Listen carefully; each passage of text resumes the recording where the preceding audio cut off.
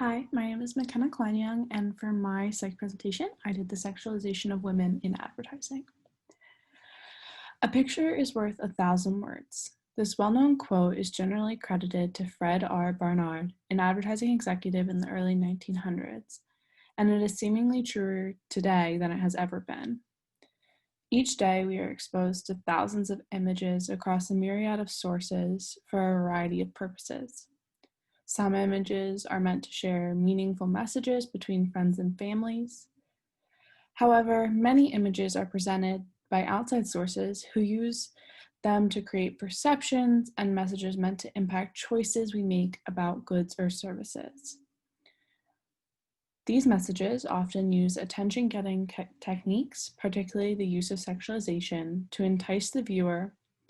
The use of sex to sell is becoming increasingly prevalent and increasingly problematic, especially for women in our society.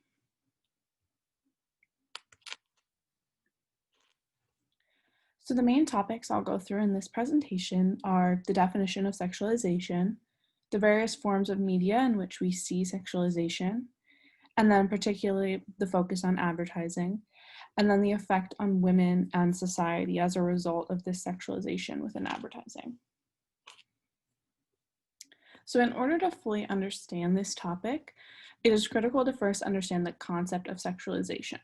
So our textbook defines sexualization as the process of valuing a person only for their sex appeal, sexually objectifying a person, or inappropriately imposing sexuality on a person. Along with that, one theory proposed by Fredrickson and Roberts explains that the pervasiveness of sexual objectification in society gradually socializes women to internalize this perspective of themselves known as self-objectification. And this term means that women gradually come to view themselves as sexual objects to be valued mainly for their bodily appearance and sexual appeal. The objectification theory exposes this as the true impact that is an aspect of American society and the impact it's having on women today. So as a result of objectification, women are beginning to examine themselves and their worth based on objectification, resulting in the continuation of this toxic cycle of objectification. So advertising is a key focus within this presentation and will be discussed as such, but it's important to look at some of the other contributing sources where sexualization is being used to sell, including music, television, and movies, as these are key features that promote different types of advertising as well. So we see it within these different medias, but it's also then reinforced through advertising. So first, within music videos, I found two studies that agreed that the sexual objectification of women is carried out in many ways, but it's mainly via a strong visual emphasis on a narrow beauty ideal and a strong visual focus on women's sexual body parts. So this would include breasts, stomach, the butt, anything that could be sexually objectified is things that these artists are utilizing in their videos to gain attention beyond just the music. So this practice is seen primarily in hip hop, rap, and a lot in country music, but it's also seen throughout many music genres as this is just a popular way to promote. And one thing I found incredibly interesting in my research was that women are just as likely, if not more, to dress, dance, or act in sexual ways within their own music videos, which is continuing to reinforce this cycle of sexualization. So for example, artists like Nicki Minaj, Cardi B, they're all dancing provocatively and doing things like that, which definitely gains them viewerships. But for many people, these women are role models for young girls or just teens in general. So as they see these women acting and dancing and dressing in these ways to gain attention for their music, they think that that's how they should act. So it's just reinforcing that cycle. So the types of shows listed above, so shows like Keeping Up with the Kardashians, Teen Mom, Jersey Shore, Toddlers and Tiara. So these types of shows, in effect, are selling these different types of role models for young girls. So these shows are encouraging concepts including dressing provocatively, loosened sexual standards, unattainable concepts of beauty, and heightened focus on external qualities, all of which reinforce these negative societal expectations of women and continue that cycle of objectification. So, for example, within shows like Jersey Shore, these girls and men are going out partying every night. They're drinking aggressively. They're dancing all over bars. They're getting kicked out. They're starting fights. All things that for all teenage people, men, women, whatever, it's giving them these weird expectations of what they should, how they should act as they kind of reach that early adulthood stage. And similarly with Teen Mom, it was kind of promoting this idea of being a young mother and making it glamorous because they got this TV show and they were kind of popular and they became famous for being young and pregnant, which is reinforcing this idea that those types of things are okay. And then specifically toddlers and tiaras is something we've talked about in class many times, which it's dressing young girls, like 5-6-year-olds, in these little ball gowns, in bikinis, wearing heels, wearing full face of makeup, having their hair done. So now we're moving past showing teenagers these expectations and the sexualization, and now we're sexualizing tiny children. And so from a young age, kids are starting to see that that's the expectation our society has. And it's just continuing to reinforce that cycle starting much younger, which is why we're seeing such an impact in the teen years now and just in general for our society. So then on to movies. So even within films where females are the protagonist, they're highly sexualized in order to gain male viewership. So a telling example of this is the Wonder Woman film. So this heroine who is a warrior princess, she's in a scantily clad skirt and bustier. She's wearing a bra and a skirt that barely covers anything. And so one study explains that the impact of these portrayals is the frequent occurrence of sexually objectifying portrayals of women in mainstream media has raised concern for both its impact on others, such as impressions of women, and for women's views of themselves. So this is beginning to lead both men and women to begin to knowingly or unknowingly objectify and sexualize women within our society. So this superhero who's supposed to inspire young girls to be strong and powerful and brave is wearing very revealing clothing. That's showing yet again that in order to be strong and brave and a warrior, you have to be this beautiful Amazon woman. It's not setting realistic expectations for young girls. So 6,000 to 10,000. That's the number of advertisements the average person is exposed to every single day.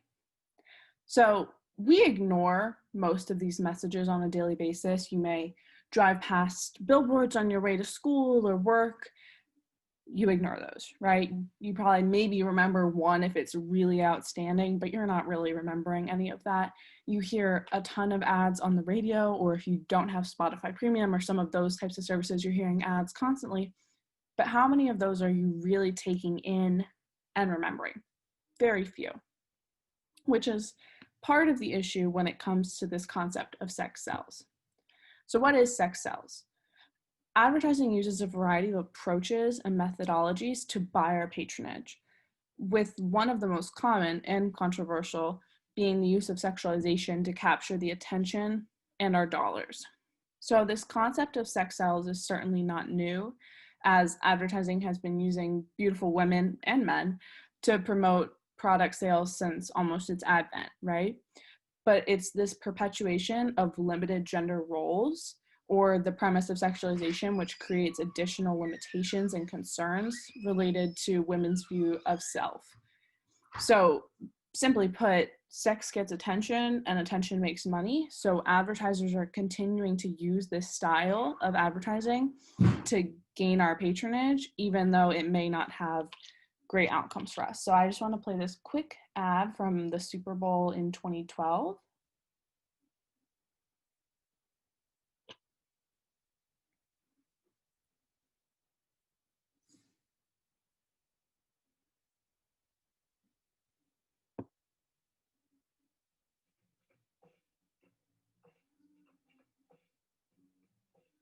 Valentine's Day is not that complicated. Give and you shall receive.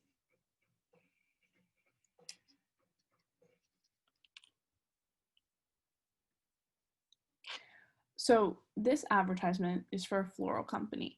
Floral companies is something that most people are pretty aware of, that get good business no matter the time, and especially on Valentine's Day. That's a big holiday for them. However, this company chose to use a famous supermodel and had her, getting dressed, which is a very sexual act. And then at the end, that comment where she says, basically, hey, if you give me a present on Valentine's Day, you're going to get sex afterwards. That's just reinforcing not only that women are expected to dress this way and do those things when they receive presents on Valentine's Day, but it's also giving men this idea that, okay, if I get her a present, then I'm going to get laid at the end. So it's just continuing this cycle of objectification and sexualization, even within simple things like flowers.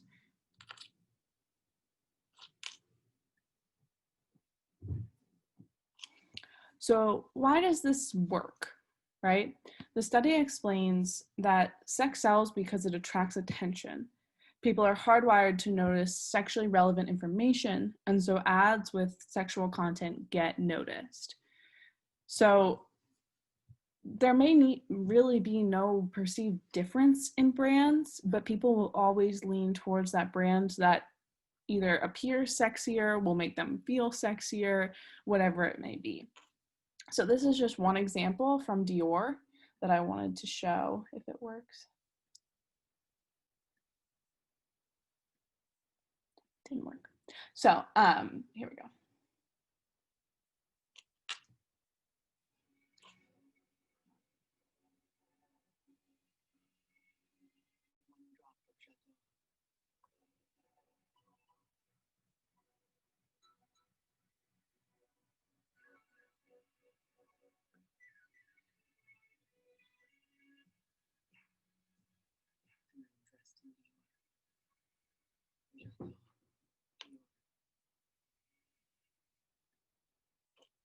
So this advertisement, for example, continues this cycle because so the opening is this beautiful naked woman, right? That's going to attract attention from anyone.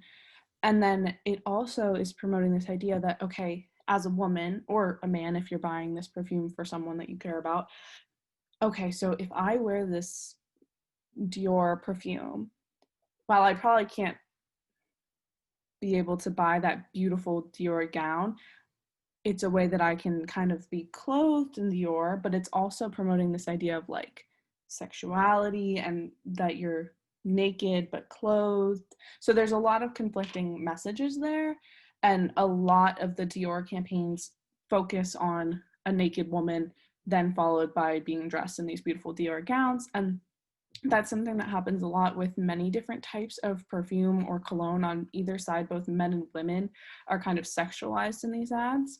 So just another example that people would probably buy that because it's sexier, whereas you could probably get a perfume that's way less expensive and smells similar, but you're going to go for the Dior because it's this sexier brand and it's this more valuable and fancy brand.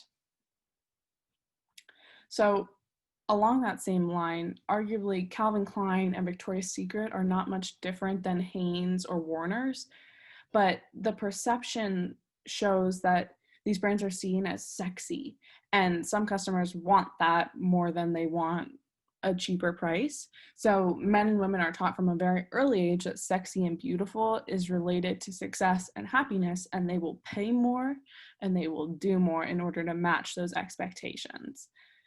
So, for example, within this image, so the Victoria's Secret bra and this Warner's bra, very similar, but the Victoria's Secret advertising is much more sexualized. Her breasts are pushed up. The little caption on it says, "The lift you love makes everything sexier." So same bra, probably same level of comfort and support, but you're gonna go for the Victoria's Secret bra because it's promoted as the sexier brand and you want to feel sexier, and that's okay, but that's why this works. So the use of sex sells, this concept has many repercussions for society that advertisers often overlook in order to make a profit. So why is it a bad thing? So it sets unrealistic body and beauty ideals for young women and young men in our society. It can lead to depression, eating disorders, and low self-esteem. This is constant messaging, as seen on that earlier slide. We're constantly exposed to these messages. And then finally, objectification can often be disguised as empowerment.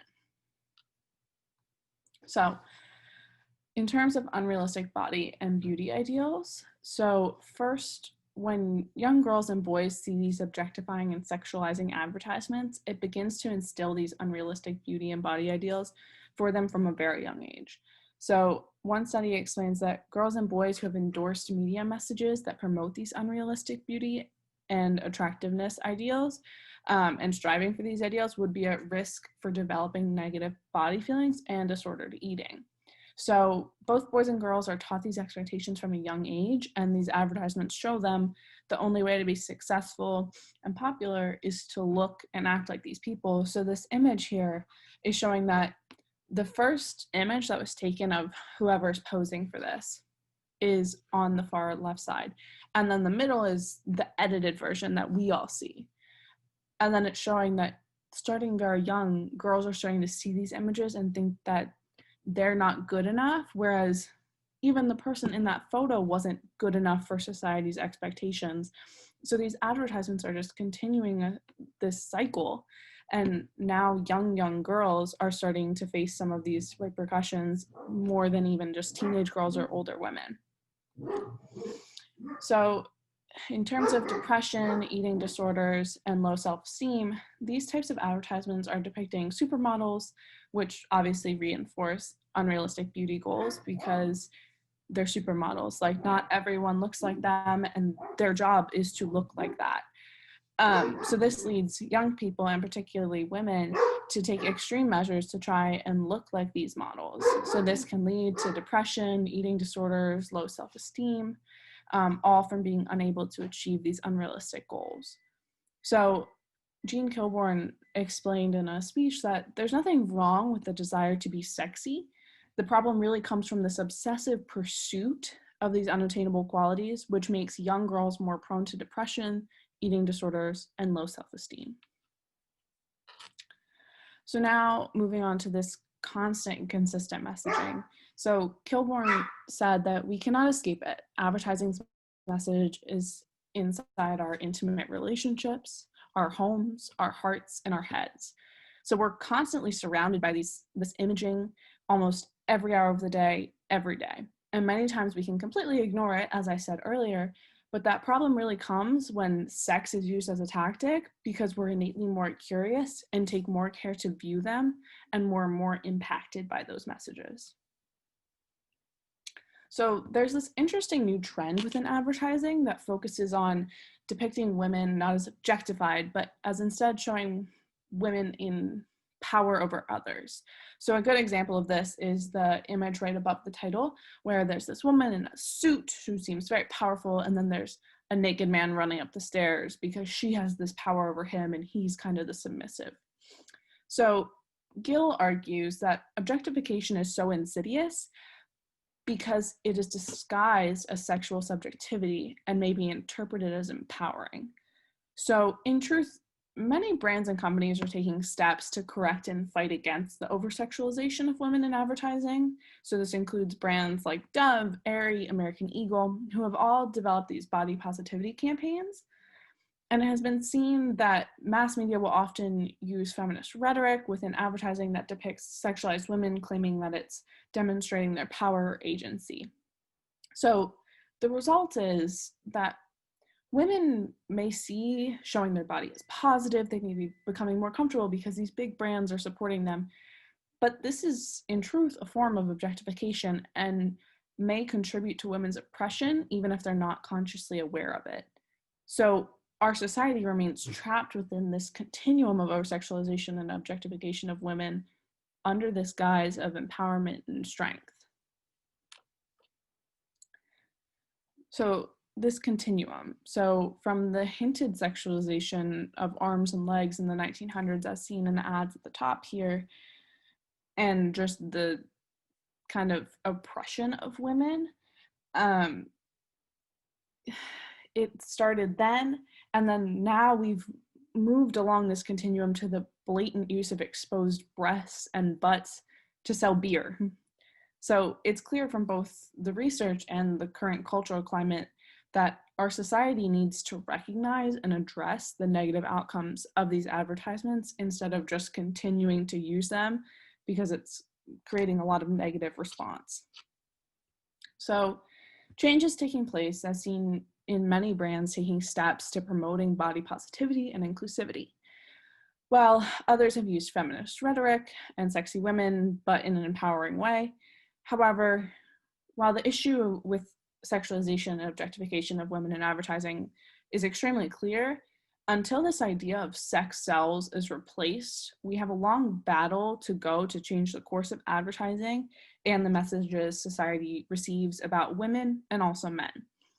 So, assuming Barnard was correct, it's time to make sure that images of women are speaking 1,000 words about their authenticity, about their worth, about their strength, and about their value in society, and not about how sexy or beautiful they are.